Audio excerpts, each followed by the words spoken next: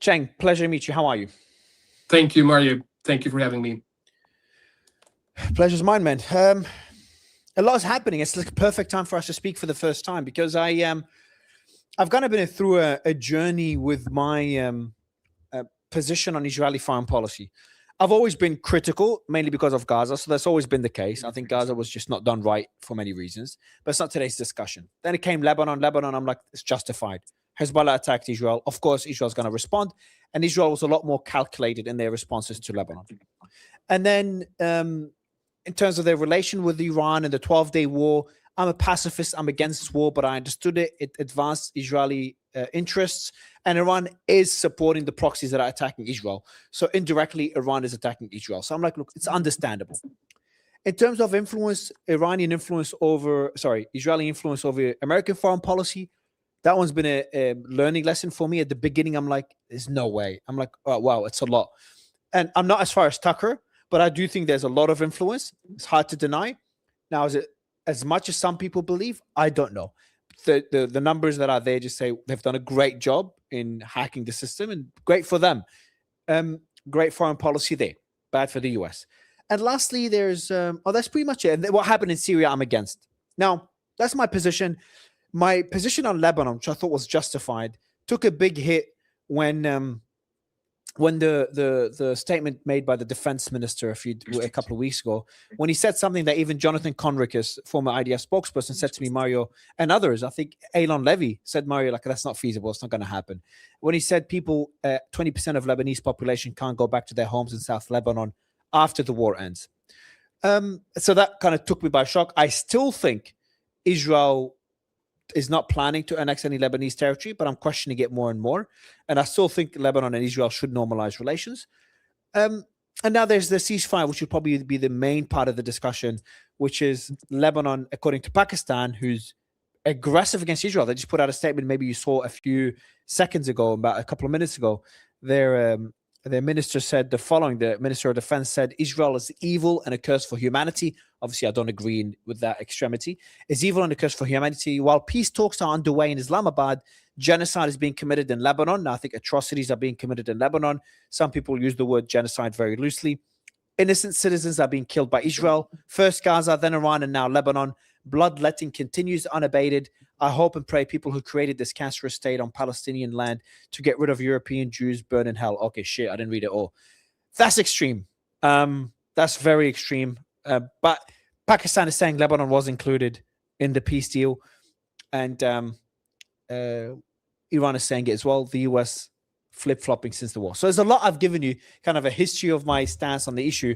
But look, you're as the director of the Jerusalem Center for Security and Foreign Affairs, you seem perfectly qualified to give me your thoughts on it with a focus on the ceasefire.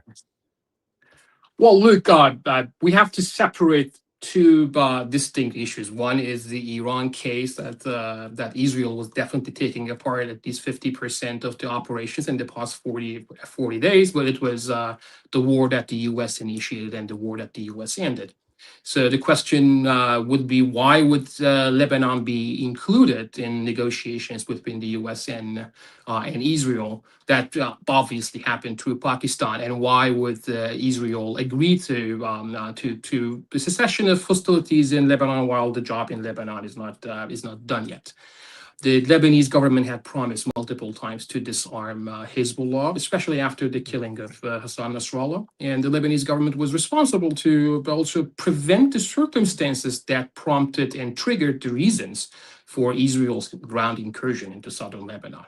And those did not happen. So the cessation of hostilities in Iran and whatever the changes are in the Gulf and the Iranian territory should not directly result in a similar outcome in Lebanon.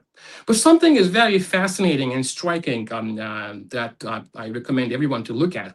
It is the first time Iran acknowledging Hezbollah as its proxy to the Western world. Definitely Iranian narrative inside Iran in the Persian language, and Iranian narrative even in the Arabic language across the region acknowledge that Hezbollah was definitely part of the Iranian architecture.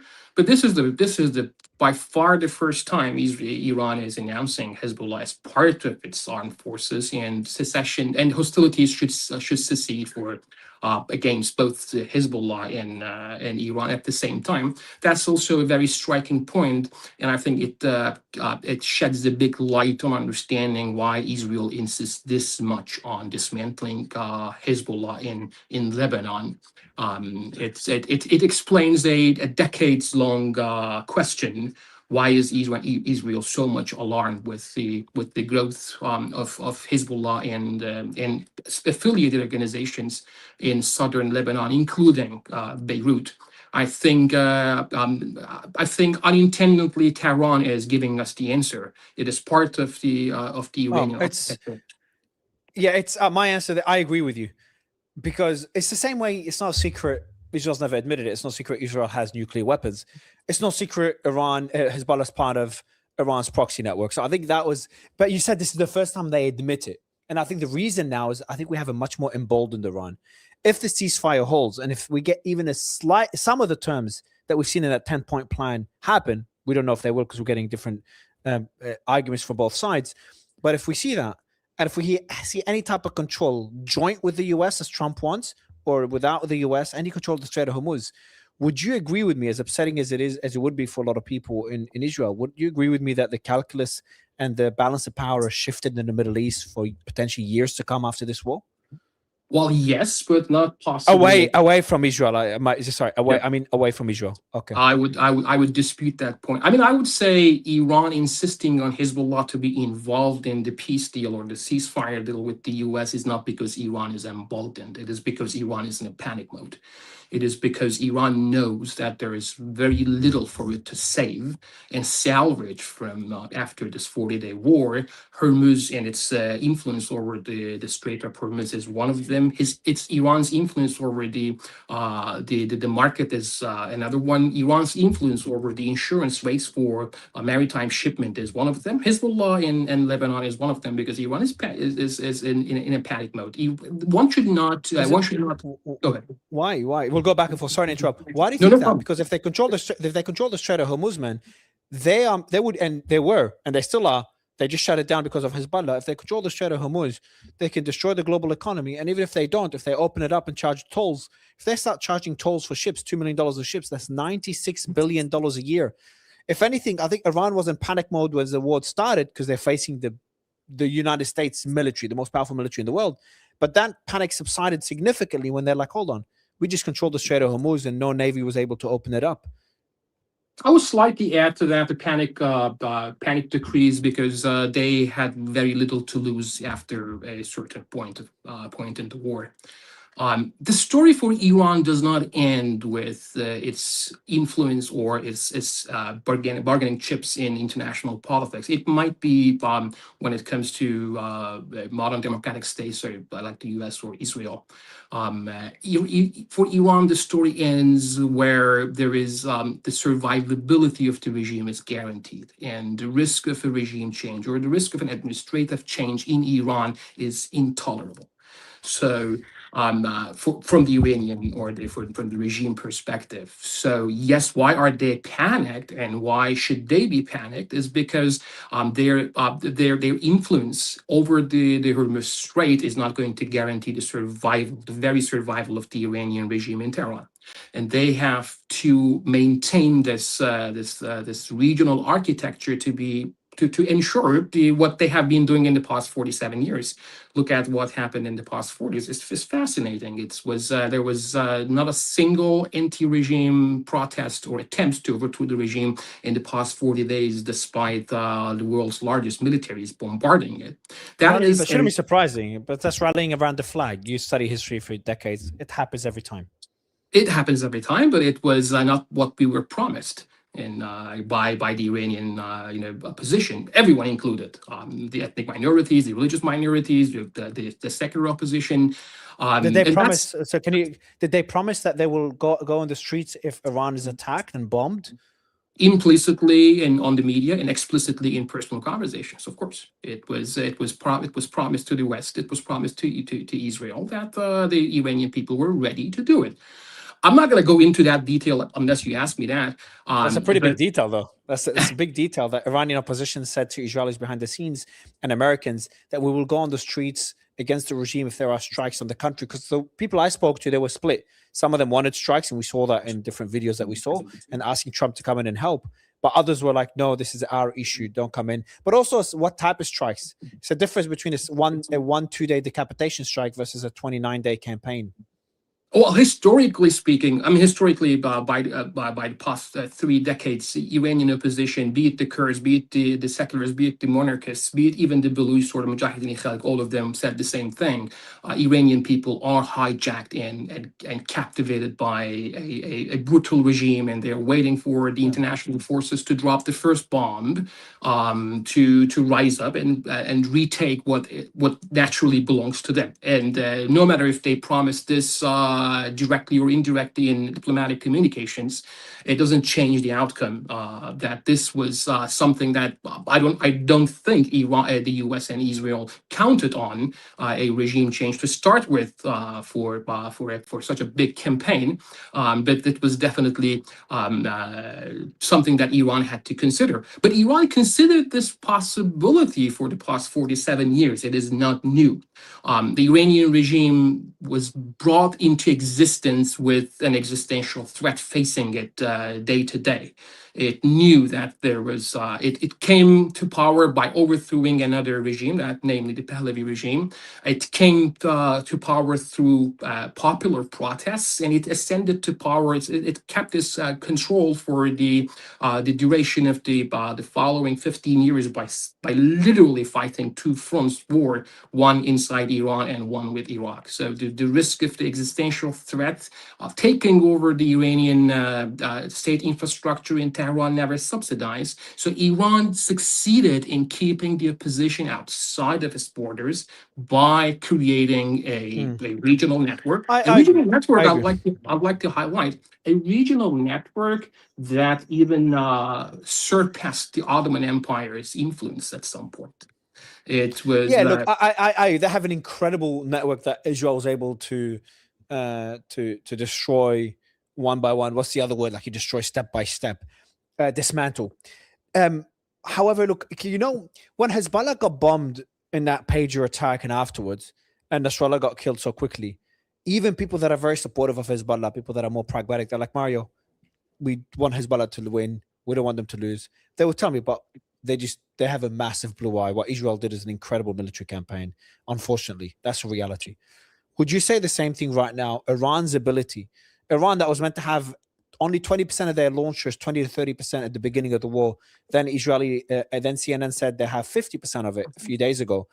The same Iran that was meant to not be able to fire missiles a couple of weeks ago is still firing the same amount of missiles. And Israeli intelligence told Channel 12 that they will probably be able to sustain firing missiles for the duration of the war.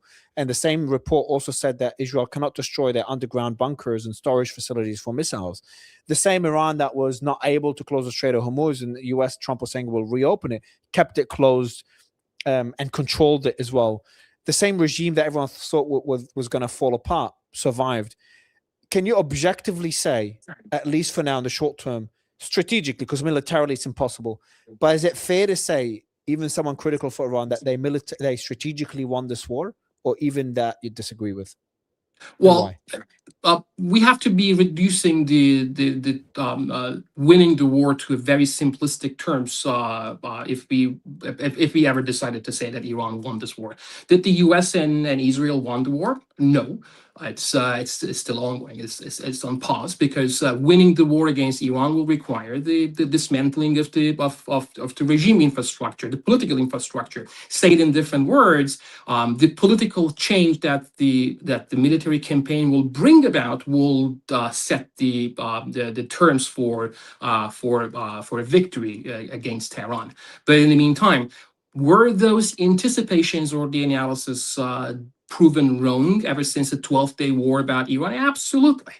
I mean, 12-Day War was supposed to reduce Iranian capacity of firing ballistic missiles a year ago. It was supposed to reduce, it was supposed to set Iran back by 10, 15, 20 years in its nuclear, its uranium enrichment Why didn't they? program. What went wrong as an analyst yourself? What went wrong? What was miscalculated? I don't know if it was definitely a miscalculation or was this Iran's successful hiding of its capabilities. I give credit to the second option. Iran has been a smart actor, and Iran knows it's in a conflict with the U.S. and Israel, and it was able to hide its capabilities from the eyes of the intelligence analysts on both U.S. and Israeli soils. So it's not surprising for me to hear in the end of this war that the initial calculations that this 40-day campaign against Iran has left less damage than initially anticipated. But that does not change the fact that Iranian military capabilities are significantly reduced. Iran's access to its proxy network and as a sponsor has been significantly destroyed.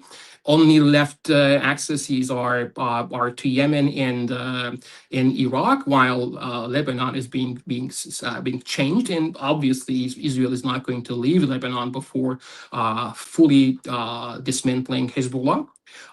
So it's very much easy. It's very much possible to say that from now on, whether the war continues or the ceasefire extends, the Iranian focus will have to be on keeping the regime intact in Tehran. One, and in order to be able to keep the regime intact, the Iranian regime will need to have its access to Lebanon and Iraq and Yemen and possibly other theaters continue for it to be able to encounter the Iranian regime outside of its borders. In fact, just yesterday, Iranian regime reportedly talked to the Baghdad government that the Kurdish opposition have to be suppressed in Iraqi Kurdistan region.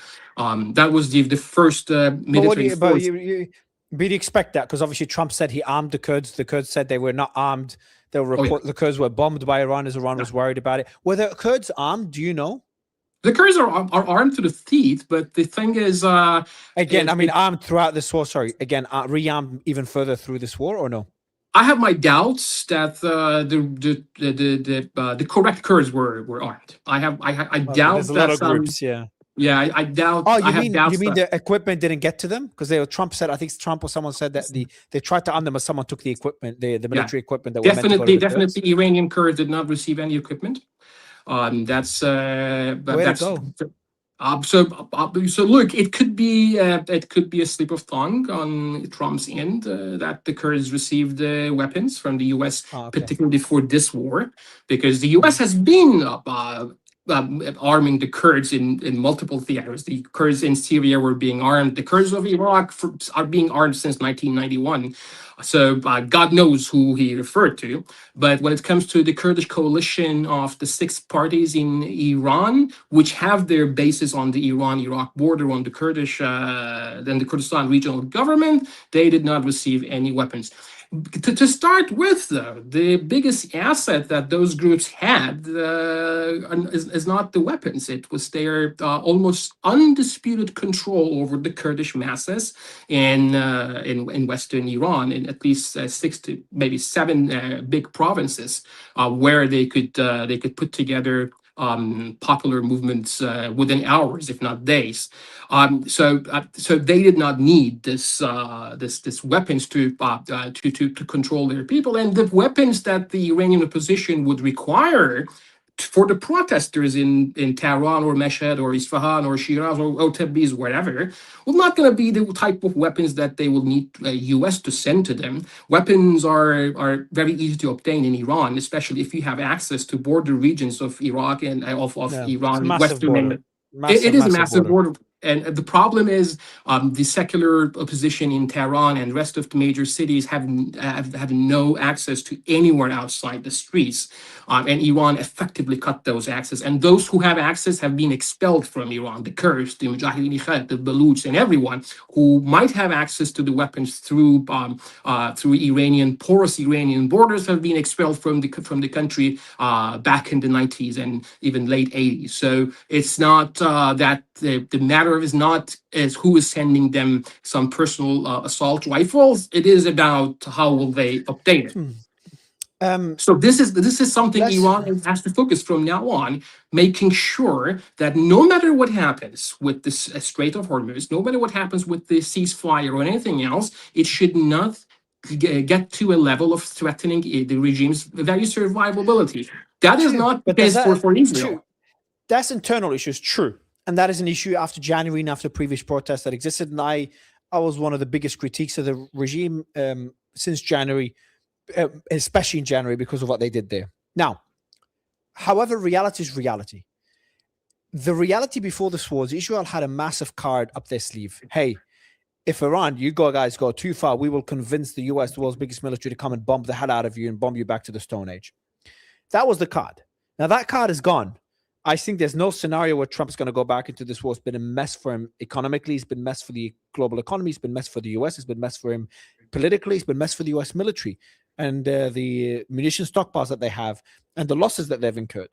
So that's a nightmare that I don't think Trump and even a future administration or multiple administration will probably learn from, the same way they learned from Iraq war and avoid a forever war. So Israel has lost this card. It's a very strong card that Israel has had. And now Iran has gained a card. They've always threatened about the Strait of Hormuz closure. People talked about it as a hypothetical.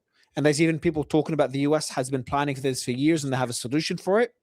Maybe they still do. They haven't used it. But after Trump said he'll reopen it and didn't, after Trump administration said they'll escort ships and they did it and deleted the tweet, and then Trump went off at his allies and asked them all to interfere and none of them did. I think that confirms that for now, based on what happened, Iran controls the Strait of Hormuz. And that's a new card that Iran has now. So the reality that's in the Middle East is Israel's lost the card of the US helping when it comes to Iran, and Iran gained the card of closure of the Strait of Hormuz. And that's why I think it will change the face of the region. I'm not sure about Palestine and the two-state solution. I think that ship has sailed, unfortunately. But it'll change the face of the region when it comes to Lebanon. Hezbollah will come out stronger, unfortunately, because I wanted Hezbollah to go away. Israel will not be able to act with relative impunity as they did before in Lebanon. They knew whenever they attacked Hezbollah, Iran would not get involved. That has changed. And things may change in Syria as well, where Israel's still bombing Syria at times, even though I think it's not justified whatsoever. I think that's going to be the reality of the region based on the peace plan we're seeing right now, if it does go through. What do you think? Well, look, things that we have to factor into the equation when we speak about the change in the balance of power should not solely focus on how Iran thinks of this entire war and what cards Iran and Israel gained or lost, which is a perfect start to analyze the situation. But it also has to talk about what what other impact will be there in the region. The Strait of Hormuz is the only card in the hands of Iran, period. It's a hell of a card, man. It's a hell of a card. It's like Israel and the atomic. It's Israel a nuclear bomb. Well, Iran has a nuclear bomb. It's called the Strait of Hormuz. Yes, I think Medvedev said that.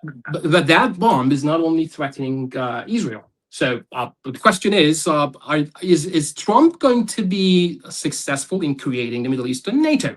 Well, Trump was successful in creating the Abraham Accords, and I have no doubts that this is now being considered, especially with the help of the several Gulf monarchies. That again, whatever happens between Israel and Iran in the next round or in the next decade, the Strait of Hormuz has to be managed by or protected by another mechanism, and that is is now being discussed. So the question is, which I don't know the answer to at the moment, but the question is, what is going to be the Gulf, the reaction to the war in the past month? Is this going to be concessions to the Iranian regime that it can unilaterally control the Strait of Hormuz by force, which is, I mean, because Iran is not using any legal measures to stop the strait. It's using force. Are they going to give in, the Gulf monarchies, including Qatar? Are they going to give into this?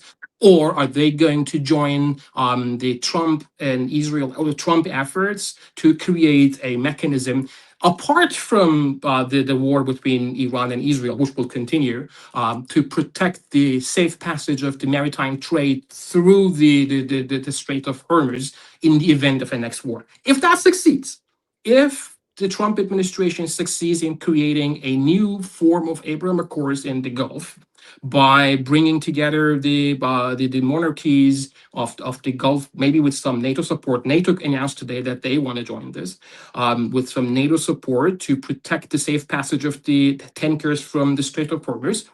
That card is gone. Yeah, but it's not gone. What I mean is that Israel has a nuclear bomb, okay? Nuclear. I don't know that. I mean, you say. Yeah, that's what I'm saying. So there is an international legal system for the use of nuclear weapons, and it's pretty much never justified. So there's a legal system, whether it's implied or on paper. But it still has it, and it can use it, and the card is there. The Strait of Hormuz, yes, there will be a new legal system that Trump, as a businessman, wants a piece of. But at the end of the day, everyone knows, whether they believe, whether they say it or not, Iran has proven that they control it. They're the big superpower that can control it. So that reality, even if there's a new framework, that is a new reality that has established that we all need to live by, because it's been proven on the ground in a very deadly war. That's what I'm saying. That card is there. Even if there's a legal system, everyone knows that if you push Iran too far, they might close it. The same way people talk, if you push Israel too far and you start threatening them existentially, they might use their nuclear weapon as a last resort. Exactly. So the thing is, when it comes to pushing Iran to the corner, it happened in the past month, and it resorted to power to protect the passage of the tankers through the Strait of Hormuz. Definitely knows the importance of the card, but what is different from the analogy that you're making with the nuclear weapons, which is a perfect metaphor to start with, is that the use of the card is causing problems for everyone, including Israel, not only Israel. So there is a limit for Iran's ability to use this card. I got it. Sorry, I understood. So what you're saying now is because Iran's card impacts the entire world, it's actually a very dangerous card to play because it turns the world against them. Exactly. I always use the metaphor of like a spectrum, like a car gadget of speed indicator. There is the spectrum that until to a certain level, the world will side with those with the Iranian regime to stay stable, so that the Strait of Hormuz and the international trade is not impacted. But when there is that sweet spot is passed, it includes China. And the best example for this is that there was a sweet spot, there was a point in Syria where the Russians cut all the hopes from Bashar Assad, and they allowed Bashar to leave the country peacefully, and then allowed the opposition forces to retake or take over Damascus and other big cities without firing almost a single bullet. There was a point that the Russians cut all the hopes, and they were not optimistic with Bashar Assad staying in power. Mustafa, just make a statement just as you're speaking. I'll let you continue. The Strait of Hormuz will from now be under new management. That was by Mustafa Khamenei. Just posted it. Interesting. If he really pledges that. So there was a point where the Chinese, especially the Chinese and East Asian nations, will be fed up with the Strait of Hormuz card. So the card Iran cannot exhaust this card. It's not a one-time use card like a nuclear weapon. It is something that they have to manage very carefully, and it is going to be managed. I mean, in the sense of how to deal with the situation. They have to manage the expectations in the interests of the Gulf nations. They have to manage the expectations in the interests of the European nations because of the oil shortages, and they have to manage the anticipations of everyone that they are trading with, because they might be trading oil with the Chinese in backdoor channels through other means, through tankers, etc. But it's not going to be if China is facing other problems because of Iran in other theaters and other economic fronts, they're not gonna tolerate this forever. So what I'm trying to say is, there's a limit to that card. There's a limit to that card, but also before they reach the limit, it shows the impact of the card, because if the card impacts the world, before they reach that limit, you have to also look at the other side. Once they reach that limit, the world turns against Iran. Before they reach that limit, the world turns against whatever caused Iran to close the Strait of Hormuz. Exactly. So if Israel in 3 months starts to bomb Iran out of nowhere, I'm saying unjustified, out of nowhere, and Iran immediately closes the Strait of Hormuz, the blame will go on Israel. They're like, Israel, Iran is closed. Yeah, exactly. So that's why that card is very dangerous. Has a limit. It's a very important point. But before that limit, it's a powerful card, man. And there's another thing. Let's assume Israel has nuclear weapons. The Israeli military capability is not contingent upon the survival. Why do you know? Sorry, why do you know? Why does no one? Why does everyone assume? Why are people so worried about admitting it when even people I speak to in Israel? Like, is it like just genuine question? Why are a lot of people so hesitating to say, does Israel have a nuclear weapon? I'll happily say it has nuclear weapons the moment the Israeli government announces it has nuclear weapons. Having a nuclear weapon is not producing a bomb. It is conducting a test. So a test cannot be cannot be hidden. Okay. So it's you may produce a bomb, but you will never know it works or not unless you test it. So the test explosion cannot be hidden. So the moment I see a test explosion, as an analyst, I'll of course in this case I'll be pro-Israel, but I'll still be objective and objectively saying Israel has it. But the thing is, no matter whatever military capability Israel might have, it's not contingent upon the survival of the quote unquote Israel regime. But let's assume. Let's say a regime change happens in Iran at some point for any reason. The Hormuz card is gone with any other cards. So that yes, Iranian geostrategic interests do not entirely change with the regime change in Iran. The Iranian dispute with Saudi Arabia, the Iranian dispute with Iraq, the Iranian dispute with Kuwait, the Iranian dispute with the UAE will continue. Iran has geostrategic interests in the region. Unless they normalize. They've been wanting to normalize relations after Israel did the mistake of attacking Qatar. Strategically, I think it's a terrible mistake. After that, what I call a mistake, you might disagree, Iran has started shifting closer to the Gulf nations. And we also didn't have a Saudi delegation in Iran. They had a phone call with Saudi and I think one more country.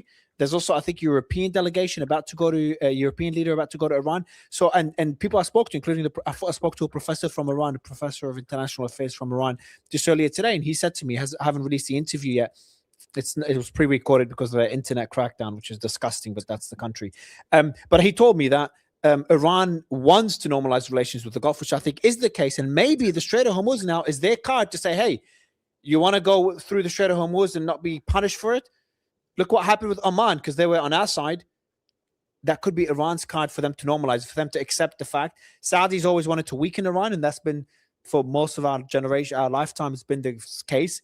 Saudi doing everything it can to normalize, to weaken Iran.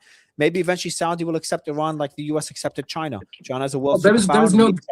There's no denying that Saudi Arabia, prior to the war, was concerned of a rising Israeli power, especially manifesting in very strong relations with the UAE.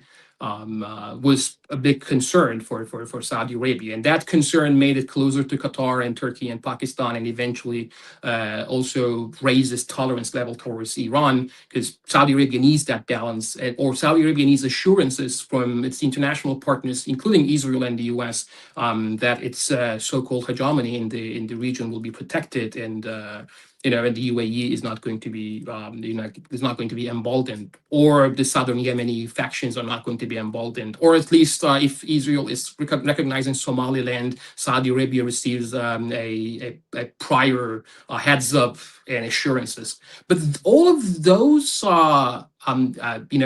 geostrategic thinkings on the end of the Gulf might have changed in the past month, and we don't know yet. We have yet to see the indications. There's a good argument to be made for both sides. They could get closer to Iran because strategically they need the Strait of Hormuz, and they also blame Israel. They could be deterred, as you said. Yeah, they could be deterred. Exactly. And even there's that letter from Al-Habtoor. You saw that he was criticizing the US and Israel for blaming them, dragging them. I spoke to a lot of people in the Gulf. That was a mindset at the beginning, but that might have shifted. And we saw reports, especially from the UAE and Saudi, about the UAE and Saudi, that they were becoming more hawkish on Iran and wanting to defang Iran. So both are possible. I Exactly. lean to the more they'll get. I think there'll be more approachment that makes more strategic sense. But I could be totally wrong. Well, as I've been many times I disagree before. with you on that, especially if the European, powers are forced by the Trump administration to start chipping into a mechanism that will protect the Strait of Hormuz against Iran. The balance of power can change abruptly, and these Gulf nations will not have anything to fear about. So the thing is, the Gulf nations do not want to see abrupt changes in the region because they are fed up with what happened with the trauma of the Arab Spring. They cannot go back to those uncertainty times where an Arab Spring or a wave of changes in the region comes and starts threatening the monarchies in the Gulf. Be it the Israeli waves, be it the American waves, be it the Iranian waves. But once assurances are given ahead of time, like a NATO participation in the protection of the maritime trade in the Gulf, things change. The other thing is, again, it all goes back to, for us to take you just mentioned that the internet blackout in Iran is very successful. It's impossible to speak to anyone. Successful, but horrible. It is horrible. My tailor here in Washington D.C. He has family in Iran, and I speak to him whenever I go, and he's like, I haven't heard from them for 3 weeks, for 4 weeks. So it works for everyone. But the thing is, it also comes up with we don't have enough data from within Iran yet to understand first the level of destruction. The second is how did this entire war impacted the very domestic politics of Iran with regards to the rivalry between the opposition and the Iranian regime that we saw unfolding before our eyes in January. We have yet to see this, and that will change the balance of power equations and analysis that we are making about the region entirely. If there is the IRGC coming out of this much stronger in a Taliban style, ideologically determined, regime consolidation in Iran, that is going to be a super different picture. But if we are going to see a Jawad Zarif, Pezeshkian coalition taking over the Tehran regime and becoming a moderate government for Iranians, that's going to be a different case. Incredible. Yeah. You just mentioned Mujtaba Khamenei, the new supreme leader. If he's alive, that's a different case. If he's not alive, that's another case for the balance of power. So we have yet to see the picture inside Iran, and Iran has been successfully preventing everyone from seeing this picture by creating this blackout. But looking at the things from afar, we can confidently say that Iran is concerned about what is going to happen. The regime is concerned about what is going to happen to Iran in the aftermath of the war. Remember, the economic crisis that consequently gave rise to the January protests, which killed around 30,000 people, and it was a direct consequence of the 12-day war. Yeah. The defeat in the 12-day war culminated into... And the sanctions as well. And the sanctions. Stacking up for decades. But yeah, that was like the straw that broke the camel's back. It took us less than a year to go back to war against Iran, even in a bigger scale. Iran sees this. The opposition in Iran sees this. The Iranian regime sees this. The Gulf monarchy sees this. Everyone sees that we were back in Iran within less than a year to fight the Iranian regime. So it means if Trump's ceasefire holds, we might be back again in 6 months and with even greater force. And then from now until then, the Iranian regime has to prepare to encounter the risk of a regime collapse. Again, there is a factor that exists to one belligerent party in this war. That is Iran. A regime change changes everything for Iran's equation. Yeah, it doesn't. Look, I did a post saying, I'll tell you two things, and we'll wrap up with that. First, I did a post saying, I hope the Iranian regime changes the way they treat their people, because if the same people that massacred, I should say, the same leaders that massacred people in January, that massacred protesters in January remain in power, that would be heartbreaking. I'll remain optimistic, but very skeptical. So that's on one side. On the other side, another tweet, I was making fun of the war, and I said, we also changed the regime from Khamenei Senior to Khamenei Junior. So that's why I remain very, very skeptical. And obviously, there's all the reports that he's more hardline than his father, but also he's had his whole family killed, including his daughter and wife and dad, his father. If I had my family massacred, I'm sure my mindset would be very different, and I won't be as pragmatic, as logical, and unemotional as I usually try to be. But Cenk, and remember, Iran. Yes, sir. It is a big pleasure. Just to remember, Iran likes to surprise everyone. Iran likes to hide someone and let the rumors go around that he is killed, and then put them in one funeral ceremony or in front of the public. So that can happen to Mujtaba Khamenei. Again, thank you for having me. It was a very fun conversation. Thank you. I appreciate it. Thank you so much, Cenk. My pleasure.